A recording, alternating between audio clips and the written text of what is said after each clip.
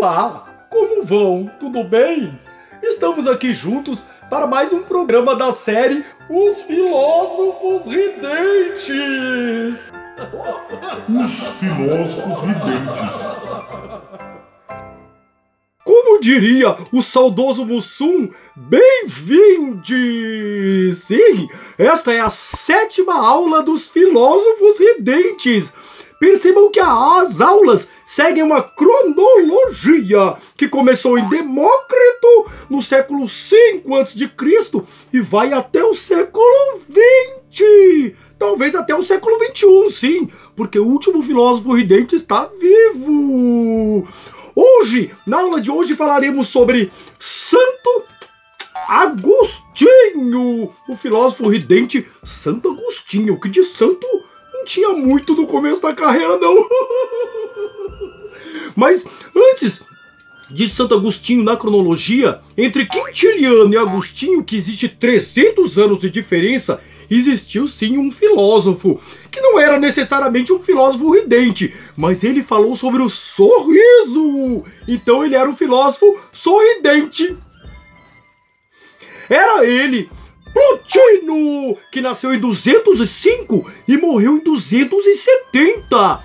Plotino dizia que o sorriso que ele chamava como a luz da alma, nascia primeiramente nos olhos, para depois derramar para o coração. Era o que ele chamava de sorriso-luz.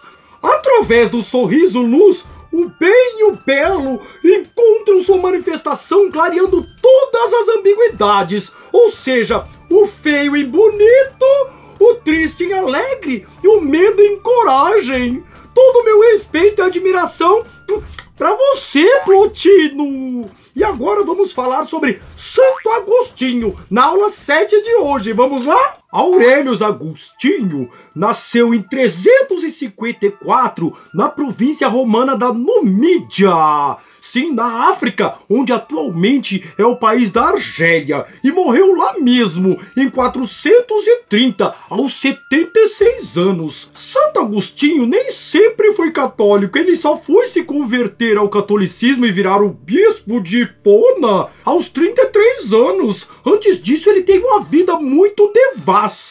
Ele foi até o fundo do poço. Sim, eu vou explicar.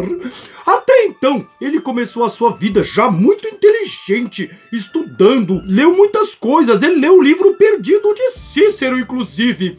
Ele foi primeiramente da escola maniqueísta. Sim, é uma doutrina que, grosso modo, divide tudo, o mundo e as coisas, em bem e mal. Sim, é verdade. Ele foi também hedonista. Hedonista é uma doutrina que afirma que o prazer é o bem supremo da vida. Nesse sentido, Agostinho vivia em orgias de prazer e orgias filosóficas. Sim, orgias com homens e orgias com mulheres. Que coisa linda, não é? Que coisa mais moderna. E ele foi também da escola cética, isso já quando ele foi para Roma, porque a mãe dele era católica e queria que o filho se convertesse. Esse era o grande sonho da sua mãe, chamada Mônica, que tinha muita influência no mundo romano. E lá em Roma, ele foi cético, sim, cético do ceticismo filosófico, que examinam sempre criticamente todas as coisas, resultando sempre em dúvidas e ambiguidades. Nunca chegam a consenso nenhum. E por último, o que ele conheceu também em Roma foi a escola neoplatônica, de quem o maior expoente foi de quem eu acabei de falar. Sim, ele, Plotino. E o neoplatonismo, veja que eu vou falando tudo en passant, não me aprofundo muito, porque é uma aula rápida, não é? Então, o neoplatonismo é um conjunto de doutrinas e escolas de inspiração platônica. Sim, mas não confundir o neoplatonismo com o pós-platônico, cujo maior expoente é o palhaço Platinho. Oi, oi, oi. Vamos então falar sobre o que Santo Agostinho falou sobre o riso. Santo Agostinho o Agostinho, o bispo de Hipona, era contra o riso. Sim, ele não gostava do riso como muitos eclesiásticos dessa época. Porque vocês têm que entender que de Quintiliano até Cícero passou-se 300 anos. A essa época, Roma já era católica, era convertida ao catolicismo. Ao passo que na época de Quintiliano e Cícero era pagã. Santo Agostinho, ao observar que nas aulas de catecismo os alunos não aprendiam porque a aula era chata, era enfadonha e todos desgostavam. Então, ele observou que utilizando o riso e o bom humor aumentava em 100% a atenção nas aulas. Olha só que interessante. Ele escreveu então o livro Instrução dos Catecúmanos.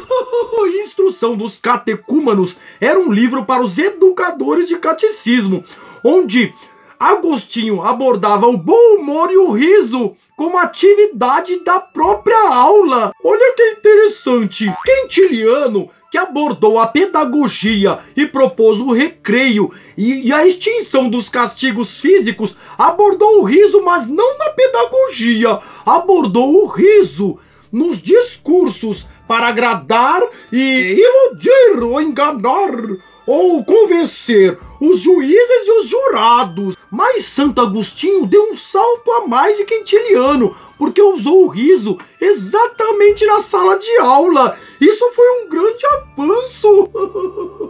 Que interessante, não é? No livro Instrução dos Catecúmanos, Agostinho demonstra seu gênio teológico e, além disso, sua profunda percepção psicológica. Sim, ele divide o enfado, que era o que os alunos tinham antes do riso, em 6 causas, das quais todas se resolvem com o bom humor e com o riso. Para tanto, as aulas deveriam ser organizadas anteriormente. Olha só, isso também já é um grande avanço para a pedagogia, porque até então as aulas eram soltas e os discursos eram organizados. Então ele começa a trazer dos discursos retóricos para a sala de aula, inclusive a organização da aula. Que interessante, não é? O bom humor e o riso não poderiam ser também artimanhas, não poderiam ser fingidos pelo educador, mas tinha que partir da própria alegria, o que ele vai chamar de o prazer da alegria pura. E aqui ele volta nos neoplatônicos em Platinho. O prazer da alegria pura nada mais é do que o sorriso-luz.